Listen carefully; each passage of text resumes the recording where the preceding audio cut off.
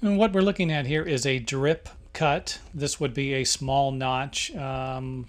We used to actually cut these in with a saw blade, so it'd be about an eighth of an inch wide and a quarter of an inch deep. You could even have it a quarter of an inch, eighth of an inch wide by an eighth of an inch, anything to stop the water from flowing back. And I know this is kind of hard to imagine, but without a drip cut, the water will actually roll off of the sill and actually will roll underneath the sill and into the framing. And I know it's kind of sounds like this might not work, but it's actually a simple solution if you don't want to end up with something like this.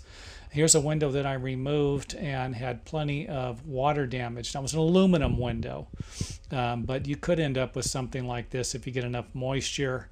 And of course, the termites are attracted to the moisture. So realistically, all you need to do is cut a small notch. Like I said, the width of a saw blade is fine, eighth of an inch wide, quarter of an inch deep, and run it the entire length of the windowsill. And again, just go back about 3/8 of an inch to a half inch from the front of the sill.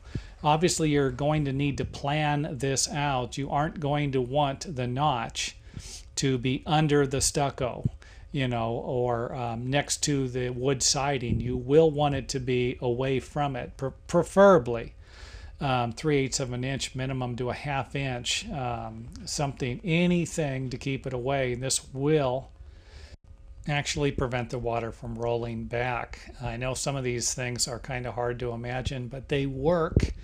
And now, one thing I'd like to point out with these drip cuts is you need to make sure you don't paint them to where you're not going to have a notch. I can't tell you how many of these I've came across where the painter actually went in and painted the notch and put enough paint in it to where you really didn't have a notch anymore. So keep that in mind also when you are painting.